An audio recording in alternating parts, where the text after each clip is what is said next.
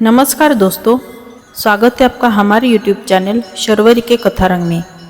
अगर आप पहली बार इस चैनल पे आए हैं तो हमारे चैनल को लाइक, शेयर और सब्सक्राइब करना ना भूलें। आज की वीडियो में हम श्री दुर्गा सप्तशती का 12वां और 13वां अध्याय पठन करने जा रहे हैं। आप सभी इस अनुष्ठान को श्रद्धा और भक्ति भाव से सुने और इस पवित्र ज्ञान का लाभ उठाएं। चलिए अब शुरू करते हैं दुर्गा सप्तशती का 12वां और 13वां पाठ। देवी बोली, हे देवताओं, जो पुरुष इन स्तोत्रों द्वारा एकाग्र चित्त होकर मेरी स्तुति करेगा उसके संपूर्ण कष्टों को निस्संदेह हर लूंगी।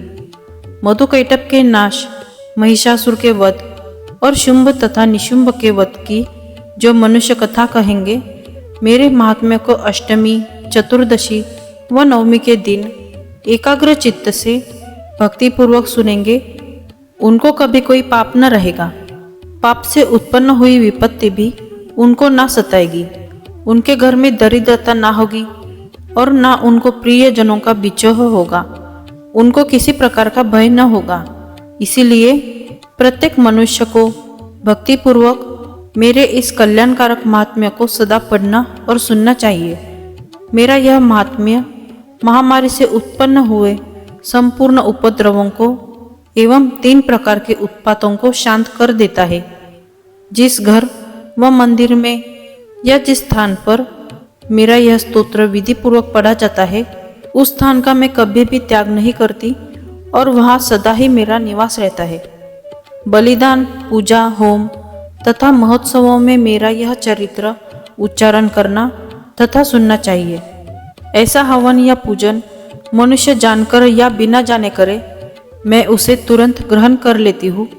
और शरत काल में प्रत्येक वर्ष जो महापूजा की जाती है, उनमें मनुष्य भक्तिपूर्वक मेरा यह महात्म्य सुनकर सब विपत्तियों से छूट जाता है और धन, धान्य तथा पुत्रादि से संपन्न हो जाता है। और मेरे इस महात्म्य व कथाओं इत्यादि को सुनकर मनुष्य निर्भय हो जाता है और महात्म्य के श्रवण करने वालों के शत्रु नष्ट हो जाते हैं तथा कल्याण की प्राप्ति होती है और उनका कुल आनंदित हो जाता है। सब कष्ट शांत हो जाते हैं तथा भयंकर स्वप्न दिखाई देना तथा घरेलू दुख इत्यादि सब मिट जाते हैं। बाल गृहों में ग्रसित बालकों के लिए यह मेरा महात्म्य परम शांति देने वाला है। मनुष्यों में फूट पड़ने पर यह भली भांति मित्रता करवाने वाला है। मेरा यह महात्म्य मनुष्यों को मेरी जैसी सामर्थ्य की प्राप्ति करवाने वाला है। पशु, पुष्प, अर्घ्य, धूप, गंध, दीपक इत्यादि सामग्रियों द्वारा पूजन करने से, ब्राह्मण को भोजन करा के, हवन करके, प्रतिदिन अभिषेक करके, नाना प्रकार के भोगों को अर्पण करके और प्रत्येक वर्ष दान इत्यादि करके जो मेरी आराधना की जाती है और उससे मैं जैसी प्रसन्न हो जाती हूँ, वैसी प्रसन्न मैं इस चरित्र को सुनने से हो जाती हूँ। यह महात्म्य श्रवण करने पर पापों को हर लेता है तथा आरोग्य प्रदान करता है। मेरे प्रादुर्भाव का कीर्तन दुष्ट प्राणियों से रक्षा करने वाला है।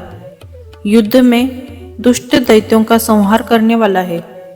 इसके सुनने से मनुष्य को शत्रुओं का भय नहीं रहता। हे देवताओं, तुमने जो मेरी स्तुति की है अथवा ब्रह्मा जी ने मेरी जो स्तुति की है, वह मनुष्यों को कल्याणमय बुद्धि प्रदान करने वाली है।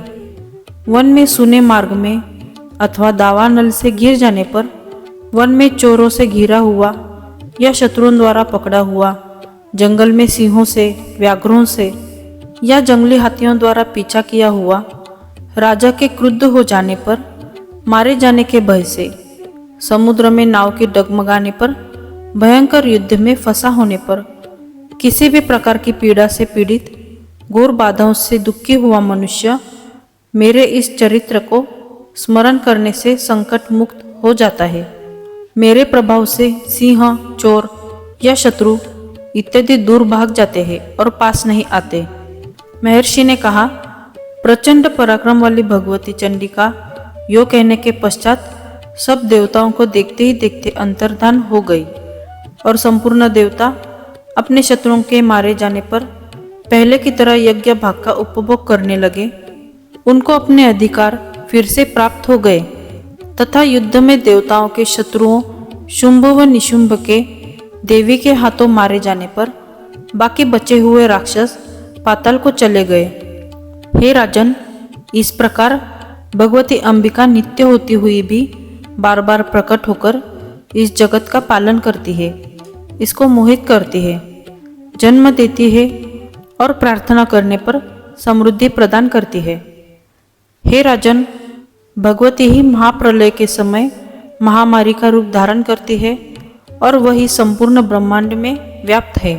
और वही भगवती समय समय पर महाकाली तथा महामारी का रूप बनाती है और स्वयं अजन्मा होती हुई भी सृष्टि के रूप में प्रकट होती है। वह सनातनी देवी प्राणियों का पालन करती है और वही मनुष्य के अभ्युदय के समय घर में लक्ष्मी का रूप बनाकर स्थित हो जाती है तथा अभाव के समय दरिद्रता बनकर विनाश का कारण बन जाती है। पुष्प, धूप और गंध आदि से पूजन करके उसकी स्तुति करने से वह धन एवं पुत्र देती है और धर्म में शुभ बुद्धि प्रदान करती है। महर्षि मेधा ने कहा, हे राजन, इस प्रकार देवी के उत्तम महात्म्य का वर्णन मैंने तुमको सुनाया। जगत को धारण करने वाली इस देवी का ऐसा ही प्रभाव है। वही देवी ज्ञान को देने वाली है और भगवान विष्णु की इस माया के प्रभाव से तुम और यह वैश्य तथा अन्य विवेकी जन मोहित होते हैं और भविष्य में मोहित होंगे। हे राजन, तुम इसी परमेश्वरी की शरण में जाओ। यही भगवती आराधना करने पर मनुष्य को भोग, स्वर्ग तथा मोक्ष प्रदान करती है। मार्कंडेय जी ने कहा, महर्षि मेधा की यह बात सुनकर राजा सूरथ ने उन उग्र व्रत वाले ऋषि को प्रणाम किया और राज्य के छीन जाने के कारण उसके मन में अत्यंत ग्लानि हुई और वह राजा तथा वैश्य तपस्या के लिए वन को चले गए और नदी के तट पर आसन लगाकर भगवती के दर्शनों के लिए तपस्या करने लगे। दोनों ने नदी के तट पर देवी की मूर्ति बनाई और पुष्प, धूप, दीप तथा हवन द्वारा उसका पूजन करने लगे। पहले उन्होंने आहार को कम कर दिया, फिर बिल्कुल निराहार रहकर भगवती में मन लगाकर एकाग्रता पूर्वक उसकी आराधना करने लगे। वह दोनों अपने शरीर के रक्त से देवी को बलि देते हुए 3 वर्ष तक लगातार भगवती की आराधना करते रहे।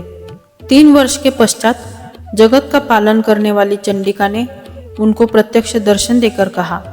देवी बोली, हे राजन तथा अपने कुल को प्रसन्न करने वाले वैश्य, तुम जिस वर की इच्छा रखते हो वह मुझसे मांगो, वह वर मैं तुमको दूंगी, क्योंकि मैं तुम पर अत्यंत प्रसन्न हूँ।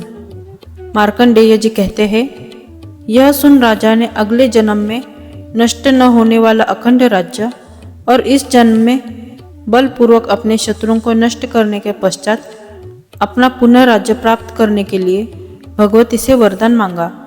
और वैश्य ने भी, जिसका चित्त संसार की ओर से विरक्त हो चुका था, भगवती से अपनी ममता तथा अहंकार रूप आसक्ति को नष्ट कर देने वाले ज्ञान को देने के लिए कहा। देवी ने कहा, हे राजन, तुम शीघ्र ही अपने शत्रुओं को मारकर पुनः अपना राज प्राप्त कर लोगे।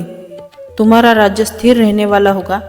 फिर मृत्यु के पश्चात आप सूर्यदेव के अंश से जन्म लेकर सावर्णिक मनु के नाम से इस पृथ्वी पर ख्याति को प्राप्त होंगे। हे वैश्य, कुल में श्रेष्ठ आपने जो मुझसे वर मांगा है वह आपको देती हूँ। आपको मोक्ष को देने वाले ज्ञान की प्राप्ति होगी। मार्कंडेय जी कहते हैं, इस प्रकार उन दोनों को मनोवांछित वर प्रदान कर तथा उनसे अपनी स्तुति सुनकर भगवती अंतर्धान हो गई।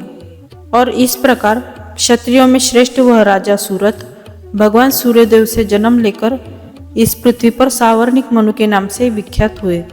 श्री दुर्गा सप्तशती के पाठ के बाद सिद्ध कुंजिका स्तोत्र का पाठ अवश्य करना चाहिए। इससे सभी मनोरथ पूर्ण होते हैं। हे भक्तों, इस अध्याय में हमने देवी के प्रति भक्ति और श्रद्धा को महसूस किया। देवी माँ की शक्ति और महिमा का गान किया गया। हमने देखा कि उनकी कृपा से हमारे जीवन में समृद्धि और सुरक्षा होती है। आशा है कि देवी के आशीर्वाद से हमें सदैव प्रेरित और सजग रहने की शक्ति मिलेगी। आगामी अध्याय में हम देवी की अद्वितीय कथाओं को और गहराई से जानने के लिए उत्सुक हैं।